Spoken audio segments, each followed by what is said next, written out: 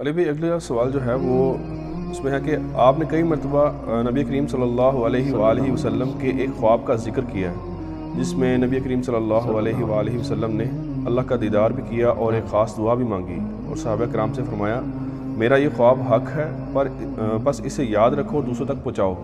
اس کے بارے میں تھوڑی سی وضاحت کر. دیکھیں یہ میں نے وضاحت آلریڈی کی ہوئی ہے ایک لیکچر کے اندر. میں نے معراج کے اوپر 3 لیکچرز دیے تھے کنسیکٹیو، مسئلہ نمبر 126A B C. اس میں جو C لیکچر ہے نا اللہ کا دیدار، اس میں نے اس حدیث کو کور بھی کیا تھا. یہ بہت کرٹیکل حدیث ہے اور یہ حدیث آپ کو جامعہ ترمذی میں مل جائے گی. اس حدیث کے ساتھ امام ترمذی نے لکھا ہے کہ یہ حدیث حسن صحیح ہے، اور بلکہ امام ترمذی نے لکھا کہ میں نے اپنے استاد امام بخاری سے جب اس حدیث کے بارے میں پوچھا تو انہوں نے بھی فرمایا یہ حدیث صحیح ہے. اگرچہ یہ حدیث صحیح بخاری میں نہیں ہے لیکن امام بخاری سے حدیث کو صحیح سمجھتے ہیں. اور یہ حدیث آپ کو ترمذی میں سورہ صاد کی تفسیر والے چیپٹر مل جائے گی، اور یہ حدیث آپ کو مشکات میں بھی مل جائے گی. مشکات کی پہلی جلد میرے پاس ہے. یہ حدیث میں نے اکثر بیان کی ہے. یہ کتاب المساجد جو چیپٹر ہے نا پہلی جلد کے اندر، اس میں آپ کو یہ 748 نمبر حدیث ہے. یہ مجھے نمبر اس لیے یاد ہے کہ میں اکثر یہ بیان کرتا رہتا ہوں.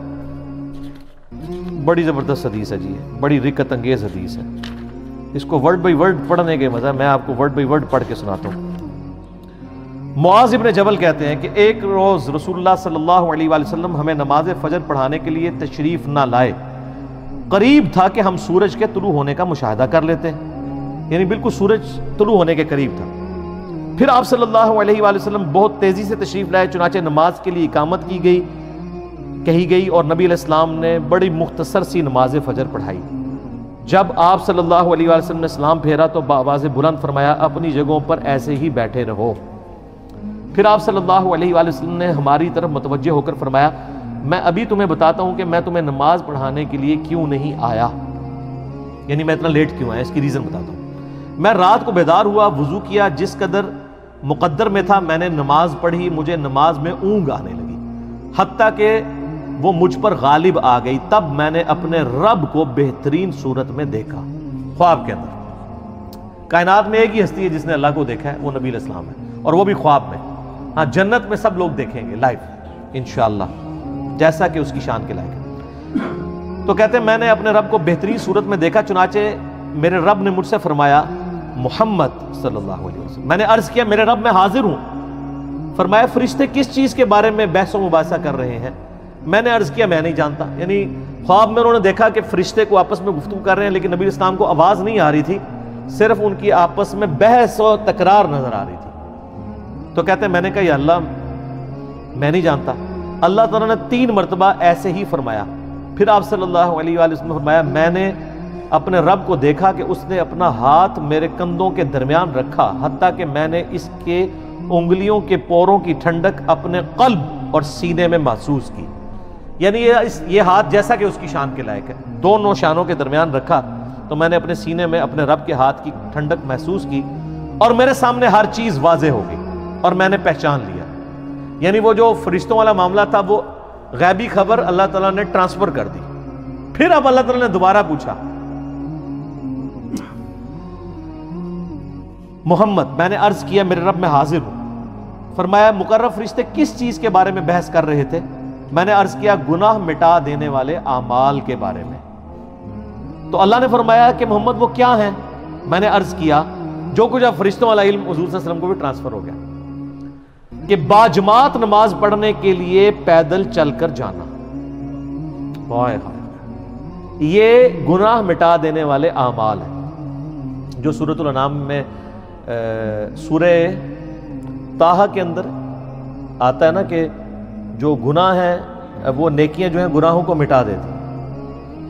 تو یہ سورہ ہود کے اندر نیکیاں گناہوں کو مٹا دیتی. تو وہ کون سی نیکیاں ہیں؟ پیدل نماز کے لیے چل کے جانا، نماز کے بعد مسجد میں ہی بیٹھے رہنا،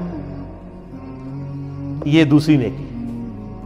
ناگواری کے باوجود اچھی طرح مکمل وضو کرنا، یعنی سردیوں میں تکلیف اٹھانی پڑتی ہے، ظاہر ہے آپ اگر صحیح کامل وضو کرتے ہیں. فرمایا پھر وہ کس چیز کے بارے میں بحث کر رہے تھے؟ میں نے عرض کیا درجات کے بارے میں.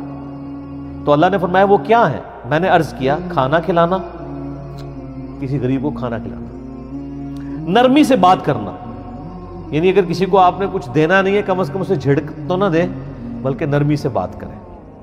اور جب لوگ سو رہے ہوں تو نماز پڑھنا، یعنی تہجد کے لیے اٹھنا. اور ایک تو ڈیٹم لیول ہے جو ہم پہ فرض ہے، وہ فجر کی نماز ہے کہ آپ نے اٹھ کے نماز پڑھا. تو پھر اللہ تعالیٰ نے فرمایا، یہ سر وہ کلائمیکس ہے، اللہ تعالیٰ نے فرمایا اے محمد کچھ مانگنا ہے تو مانگ لو. ہائے ہائے، اب نبی علیہ السلام نے جو اپنے رب سے مانگا ہے وہ ہے اصل میں دعا. اور اسی دعا کی وجہ سے اسی حدیث میں آتا ہے کہ نبی علیہ السلام نے فرمایا کہ تمہارے نبی کا یہ خواب سچ ہے، اس کو یاد کر لو اور لوگوں تک پہنچاؤ. کس لیے؟ کہ سبحان اللہ کہیں، اس لیے کہ جو میں نے مانگا نا وہ بھی اپنے رب سے مانگے. اور یہ دعا الحمدللہ میں نے 1994 میں یاد کر لی تھی، جب میں FSC میں تھا، آج سے 25 سال پہلے، جب مجھے پہلی دفعہ یہ دعا پتہ چلی تھی. اللہم انی اسألک فعل الخیرات وترک المنکرات وحب المساکین وان تغفر لی وترحمنی واذا اردت فتنة فی قوم فتوفنی غیر مفتون واسألک حبک وحب من یحبک وحب عملی یقربنی الی حبک. اللہم انی اسألک فعل الخیرات، اے اللہ میں تجھ سے نیک اعمال کا سوال کرتا ہوں کہ میں نیک اعمال کروں. وترک المنکرات، اور تمام گناہوں کو چھوڑ دینے کا سوال کرتا ہوں. وحب المساکین، اور مسکینوں کی محبت. یعنی جو کچھ فرشتوں کی بحث تھی اور حضور علیہ السلام نے جواب دیا، اسی وقت آپ نے اس کو دعا بنا لیا. وَأَن تَغْفِرَ لِي وَتَرْحَمَنِي، اور یہ کہ تو مجھے بخش دے اور مجھ پہ رحم فرما. وَإِذَا أَرَدْتَ فِتْنَةَ فِي قَوْمٍ فَتَوَفَّنِي غَيْرَ مَفْتُونٍ، اور اگر تو کسی قوم کو فتنے میں مبتلا کرنے کا ارادہ کرے تو یا اللہ مجھے فتنے سے بچا لینا. لوگ تو کہتے ہیں نا جی وہ اللہ تعالیٰ سے یہ دعا نہیں کرنی چاہیے، اللہ تعالیٰ سے کہنا چاہیے صبر مانگنا چاہیے. نہ، اللہ تعالیٰ سے پہلی دعا یہ کرنی چاہیے کہ اللہ تعالیٰ ہمیں فتنے میں مبتلا ہی نہ کر. اور اگر تو نے میری ڈیسٹنی میں لازمی رکھا ہے اس آیت کے تحت کہ وَلَنَبْلُوَنَّكُمْ بِشَيْءٍ مِّنَ الْخَوْفِ، تو پھر اگر مجھے یہ کرنا چاہتا ہے تو پھر مجھے ثابت قدم رکھ. پہلی دعا یہ ہے وَإِذَا أَرَدْتَ فِتْنَةَ فِي قَوْمٍ فَتَوَفَّنِي غَيْرَ مَفْتُونٍ، اے اللہ مجھے فتنوں سے بچا. اللہم انی اسألک حبک، اے اللہ میں تجھ سے تیری محبت کا سوال کرتا ہوں. وحب من یحبک، اور میں ہر اس شخص کی محبت تجھ سے مانگتا ہوں جس سے تو محبت کرتا ہے، یعنی سارے انبیاء کی محبت، اہل بیت کی، صحابہ کی، نیک لوگوں کی. اللہم انی اسألک حبک وحب من یحبک وحب عملی یقربنی الی حبک، اور میں اللہ ہر اس عمل کی محبت تجھ سے مانگتا ہوں جو مجھے تیرا قرب عطا کر دے. یعنی میرا ہر عمل ایسا ہو کہ جو مجھے تیرے قریب کرے.